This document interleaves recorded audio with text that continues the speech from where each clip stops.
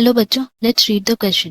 तो इस क्वेश्चन में हमें बोला गया कि all of the following are advantages of organic farming as compare to that of the conventional farming. मतलब यहाँ जितने भी स्टेटमेंट्स है उसमें से सब ऑर्गेनिक फार्मिंग के एडवांटेजेस हैं अगर हम उनको कंपेयर करें कन्वेंशनल फार्मिंग से।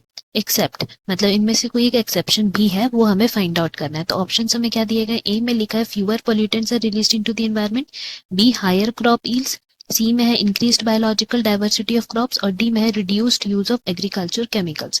तो इस क्वेश्चन की अगर हम की कॉन्सेप्ट के बारे में बात करते हैं, देन यहाँ हमारा की कॉन्सेप्ट हो जाएगा ऑर्गेनिक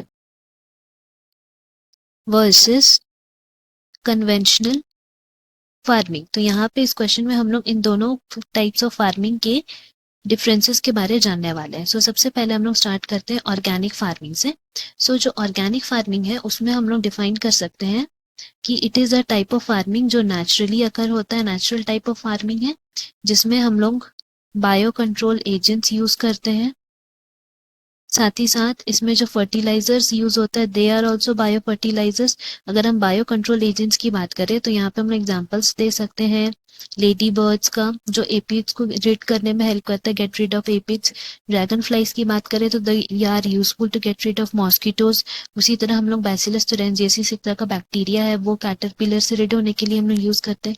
उसी तरह बायो फर्टिलाइजर्स की बात करें तो यहाँ बहुत से microbes like bacteria, fungi, cyanobacteria में कुछ हमारे ऑर्गेनिजम्स है like that of the rhizobium, या फिर ग्लोमस जो हमारा फंजाई में है, या फिर साइनोबैक्टीरिया जिसमें एनाबेना नॉस्टॉक आते हैं, वो सब बायो फर्टिलाइजर्स की तरह यूज होते हैं ना। इनके अगर हम यूजेस की बात करें, मतलब इनके एडवांटेजेस क्या है, तो इनके कुछ एडवांटेजेस में हमारा आ जाएगा कि ये क्या करता है, डिक्रीज करता है क्या चीज, पोल्यूटेंट्स को, क्योंकि इसमें जो भी है सब नेचुरल यूज हो रहा है, तो उस वजह से डिक्रीज इन पोल्यूशन, पोल्यूशन कम होता है।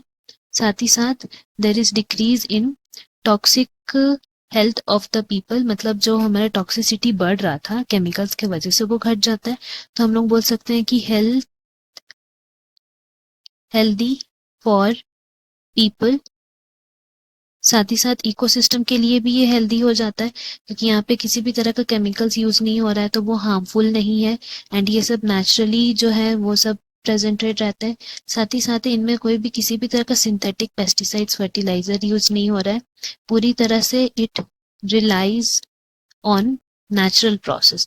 एंड इसका सिर्फ एक ही डिसएडवांटेज है, क्योंकि ये पूरी तरह से नेचुरल प्रोसेस में रिलाई करता है, तो उस वजह से क्या होता है कि इनका जो क्रॉप ईल्ड्स होता है वो भी नेचुरल तरीके में होता है, तो उस वजह से इसका ईल्ड कम होता है। सो हम लोग यहाँ लिख सकते हैं कि इसमें जो ईल्ड्स हैं of crops is less as compare to conventional farming, क्योंकि ये नेचुरल तरीके से होता है इसीलिए ना। अगर हम लोग यहाँ पे दूसरी तरफ बात करते हैं कन्वेंशनल फार्मिंग की, तो कन्वेंशनल फार्मिंग में हम लोग बोल सकते हैं, क्योंकि ये फार्मिंग सबसे पहले हम लोग यूज करते थे कन्वेंशनल फार्मिंग, जिसमें क्या होता था कि पोल्यूशन हमारा जो है वो बढ़ता था। क्यों बढ़ता था? पोल्यूशन इंक्रीज होने का रीजन क्या था कि सबसे पहला बात तो है कि हमारा पॉपुलेशन बढ़ रहा था। तो हम लोग यहाँ लिख सकते हैं पॉपुलेशन इंक्रीज हो रहा था, राइट। पॉपुलेशन इंक्रीज हो रहा था, उस वजह से हमारा क्या हुआ, फूड डिमांड बढ़ा। सो हम लोग यहाँ लिखेंगे नेक्स्ट फूड डिमांड जो इंक्रीज हुआ। अब फूड डिमांड इंक्रीज हुआ तो हमें उसमें फार्मिंग में, एग्रीकल्चर में फूड का जो प्रोसेसिंग है उसको हम लोग को बढ़ाना था, क्रॉप प्रोडक्शन बढ़ाना था। तो इस क्रॉप प्रोडक्शन को बढ़ाने के लिए फिर हम लोग क्या किए, सिंथेटिक